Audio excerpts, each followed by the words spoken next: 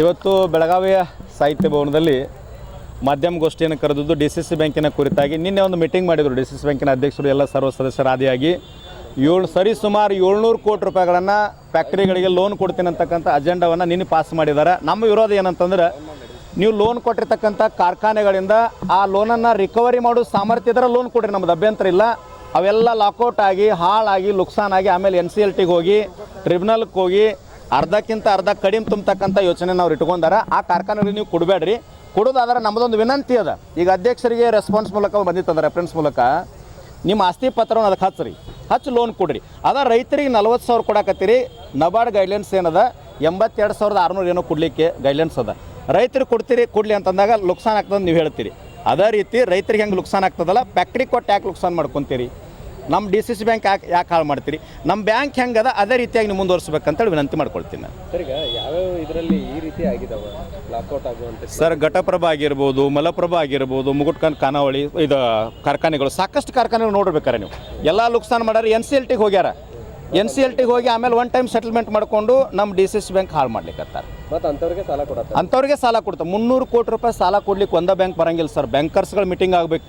ಧಾರವಾಡ ಮತ್ತು ಈ ಕಡೆ ಬಿಜಾಪುರ, ಬಾಗಲಕೋಟೆ, ಮಂಗಳೂರು 4-5 ಬ್ಯಾಂಕ್ ಕೂಡಿ 300 ಕೋಟಿ ರೂಪಾಯಿ ಸಾಲ ಕೊಡ್ಬೋದು. ಬ್ಯಾಂಕರ್ಸ್ ಮೀಟಿಂಗ್ ಆಗಬೇಕು. ಇವರು ಒಬ್ಬರ ಅಜೆಂಡಾ ಹೆಂಗೆ ಪಾಸ್ ಮಾಡ್ಲಿಕ್ಕೆ ಹೋಗ್ತಾರೆ?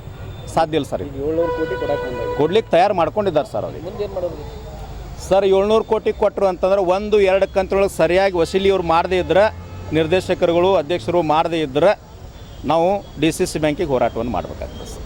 ಈಗ ಈ ಆಸ್ತಿಗಳನ್ನು ಇಟ್ಕೊಂಡು ಈ ರಾಜಕಾರಣಿಗಳಿಗೆ ಏನಾದರೂ ಕೊಡ್ತಾ ಇದ್ದಾರೆ ಅವರು ಕಡಿಮೆ ದರದ ಆಸ್ತಿಗಳಿಗೆ? ಮೊನ್ನೆ ಜಯಸಿಂಗ್ ಶೆಟ್ಟಿದು ಏನೇನೋ ಗದ್ದಲಾಯ್ತು ಸರ್. ತಮ್ಮ ಮಾಧ್ಯಮದೊಳಗೂ ಬಂತು. ಯಾರ್ದೋ ಜಮೀನು ಯಾರೋ ತೊಗೊಂಡಾರ, ಪೊಲೀಸ್ ಫೈರಿಂಗ್ ಜಮೀನು ಅಂತ ಹೇಳಿದರು. ಯಾರೋ ಮತ್ತೊಬ್ಬರು ತೊಗೊಂಡಾರ ಜಯಸಿಂಗ್ ಶೆಟ್ಟಿ ಅಂತ ಏನೇನೋ ಗದ್ದಲ ಇತ್ತು. ಆಮೇಲೆ ಲೋನ್ ರಿಕವರಿ ಆಗ್ಯದ ಅಂತ ಹೇಳಿದರು. ಹಿಂದಿನ ಅಜೆಂಡಾದೊಳಗೆ ಏನಿತ್ತು, ಜಯಸಿಂಗ್ ಶೆಟ್ಟಿಗೆ ರಿನ್ಯೂವಲ್ ಲೋನ್ 50 ಕೋಟಿ ಅಂತ ಇತ್ತು. ನಿನ್ನಿದ್ರೊಳಗೆ ಕ್ಯಾನ್ಸಲ್ ಆಗ್ಯದ. ಅಂದ್ರೆ ಅವ್ರಿಗೆ ಹೆಂಗೆ ಬೇಕಂಗೆ ಅನುಕೂಲ ಅವ್ರು ಮಾಡ್ಕೊಳ್ಳಿಕ್ಕತ್ತಾರೆ. ಮತ್ತು ಇನ್ನೊಂದು ಸರ, ಈಗ ಆಯಾ ತಾಲೂಕಿನೊಳಗೆ ಏನು ವರ್ಕರ್ಸ್ ಅದಾರಲ್ಲ, ಆ ರಾಜಕಾರಣ ಏನೋ ಉದ್ದೇಶ ಇರಬೇಕು ಅವ್ರದ್ದು. ಅವ್ರನ್ನ ತೆಗೆದು ಬೈಲೊಂಗಲ್ ಹಾಕೋದು, ಈ ಕಡೆ ಅವ್ರನ್ನ ತೆಗೆದು ಖಾನಾಪುರ ಕಡೆ ಹಾಕೋದು, ಖಾನಾಪುರದವ್ರ ತೆಗೆದು ಅಥಣಿ ಕಾಗವಾಡ ಕಡೆ ಹಾಕೋದು, ಈ ರಾಜಕೀಯ ಉದ್ದೇಶವನ್ನು ಬಿಡಬೇಕು. ಇಲ್ಲೇನದ ರಾಜಕಾರಣ ಮುಗೋದದ. DCC ಬ್ಯಾಂಕ್ ಅದೆಲ್ಲರೂ ಸಮಾನರು, ಇಲ್ಲಿ ಸಮಾನತೆ ಮಾಡ್ಕೊಂಡು ಹೋಗ್ಬೇಕಂತ ಅಷ್ಟೇ ಎಚ್ಚರಿಕೆ ಸರ್. 5 ಎಕರೆ ಕಡಿಮೆ ಬೆಲೆ ಬಾಳುವಂಥದ್ದಕ್ಕೆ 100 ಕೋಟಿ ರೂಪಾಯಿ ಹಿಂಗೆಲ್ಲ ಇದು ಮಾಡ್ತಾ ಇದ್ದಾರೆ. ಸಂಜಯ್ ಪಾಟೀಲ್ ಅವ್ರು ಸರ್ ಡಾಕ್ಯುಮೆಂಟ್ರಿನ ಅದ. 123 ಕೋಟಿ ರೂಪಾಯಿ ಕೇಳ್ತಾರೆ. ಅಲ್ಲೇನು ಕಲ್ಲಿಲ್ಲ, ಪೂಜಿಲ್ಲ, ಕಾರ್ಖಾನೆ ಇಲ್ಲ, ಡಿಸ್ಟಿಲರಿ ಇಲ್ಲ, ಶುಗರ್ ಇಲ್ಲ, ಏನೂ ಇಲ್ಲ. 123 ಕೋಟಿ ರೂಪಾಯಿ ಅಜೆಂಡಾ ಬಂದದ. ಅವರು ಅರ್ಜಿ ಬಂದುಬಿಟ್ಟದ ಈಗಾಗಲೇ. ಅದಕ್ಕೆ ಇವ್ರು 6 ಎಕರೆ ಸರ್.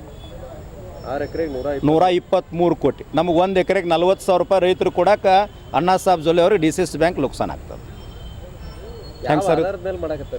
ಇವರು ಆಧಾರದ ಮ್ಯಾಗ ಅಂದ್ರೆ ಅದೇ ಏನಿಲ್ಲ ಸರಿ. ಅಲ್ಲಿ ಕೊಡೋದು 100 ಕೋಟಿಗೆ 4 ಕೋಟಿ ರೂಪಾಯಿ ಕಮಿಷನ್ ಏನೋದ DCC ಬ್ಯಾಂಕಿಗೆ. ಆ 4 ಅಂದ್ರೆ 4 28 ಹಿಂಗೆಲ್ಲ ಕಮಿಷನ್ ಬರ್ತದೆ, ಲಾಭ ಅದ. ದೊಡ್ಡವ್ರಿಗೆ ಕೊಟ್ಟರೆ ಅಲ್ಲಿ ಲಾಭ ಇರಬೇಕು, ಅದಕ್ಕಾಗಿ ಕೊಡ್ಲಿಕ್ಕತ್ತಾರ. ಅದ ರೈತರಿಗೆ ಲೋನ್ ಕೊಡಂದಾಗ 40,000 ರೂಪಾಯಿ ಲುಕ್ಸಾನ್ ಆಗ್ತಂತ ಓಪನ್ ಆಗಿ ಹೇಳ್ತಾರೆ ಇವ್ರು. ನಬಾರ್ಡ್ ಗೈಡ್ಲೈನ್ಸ್ ಅದ 82,000 ಸರಿ ಸುಮಾರು ಕೊಡ್ಬೋದು ಅಂತೇಳಿ ನಾನು ಹೇಳ್ತೀನಿ. ಈ 700 ಕೋಟಿ ರೂಪಾಯಿ ಏನು ಕೊಡಕತ್ತೀರಲ್ಲ ಅಷ್ಟ ರೈತರಿಗೆ ಕೊಟ್ಬಿಡ್ರಿ. ಈ ಬ್ಯಾಂಕ್ ಯಾರ್ದ್ರಿ? ರೈತರ ಬ್ಯಾಂಕ್ ಸರಿ. ನಿಮಗೆ ಕೊಡಕ್ಕೆ ಹಿಂಗೆ? ಹಾಂ, ಅದು ರಾಜಕಾರಣ ಸರ್. ಅಲ್ಲಿ ರಾಯಬಾಗ್ ತಾಲೂಕಿನೊಳಗೆ ಮೊನ್ನೆ ಒಂದು 20 ಪೇಪರ್ ಕೊಟ್ಟಿದ್ರು. ಡೆಲಿಗೇಟ್ ಪೇಪರ್ ಕೊಟ್ಟಿಲ್ಲ ಅಂತ ಅದಕ್ಕಾಗಿ ಅವ್ರು ಲೋನ್ ಹಾಕ್ತಾ ಇಲ್ಲ ಅಂತ. ಇದು ರಾಜಕಾರಣ ಸರ್. ನಿಪ್ಪಾಣಿಯೊಳಗೆ ಹಂಗಾಗ್ಯದ, ಅಥಣಿಯೊಳಗೆ ಹಂಗಾಗ್ಲಿಕ್ಕತ್ತದ. ನೀವು DCC ಬ್ಯಾಂಕಿನ ಅಧ್ಯಕ್ಷರು ಒಂದು ಪಕ್ಷದ ಅಧ್ಯಕ್ಷರಲ್ಲ, ನಮ್ಮ ರೈತರ ಅಧ್ಯಕ್ಷರು. ನೀವು ಎಲ್ಲರಿಗೂ ಸರಿ ಸಮಾನಾಗಿ ಲೋನ್ ಕೊಡ್ರಿ. ಈ ಲೋನ್ ಕೊಡೋಕೆ ಸರಿಯಾಗಿ ಡಾಕ್ಯುಮೆಂಟ್ ತೋರಿ, ರಿಕವರಿ ಮಾಡಿರಿ. ರಿಕವರಿ ಮಾಡಲಿಲ್ಲ ಅಂದ್ರೆ ನಾವು ಎಲ್ಲರೂ ಕೂಡ ರಿಕವರಿ ಮಾಡ್ತೀವಿ. 100% ಹೋರಾಟ ಮಾಡ್ತೀವಿ ಸರ್. ಹೋರಾಟ ಮಾಡ್ತೀವಿ. ಸರ್ಕಾರನ ಗುರ್ಲಾಪುರ ತರಿಸಿದಂಥ ಬೆಳಗಾಂ ಜಿಲ್ಲೆ ರೈತರ ಶಕ್ತಿ ದೊಡ್ಡದದ. ನಾವು ವಿನಂತಿ ಮಾಡ್ಕೊಳ್ತೀವಿ, ಗೌರವ ಕೊಡ್ತೀವಿ. ಅದಕ್ಕೆ ನೀವು ದುರುಪಯೋಗ ಮಾಡ್ಕೊಂಡ್ರಿ ಅಂತಂದ್ರೆ ನಾವು ಎಚ್ಚರಿಕೆ ಮೂಲಕ, ಹೋರಾಟದ ಮೂಲಕ ಎಚ್ಚರಿಕೆ ಕೊಡ್ಬೇಕಾಗ್ತದೆ.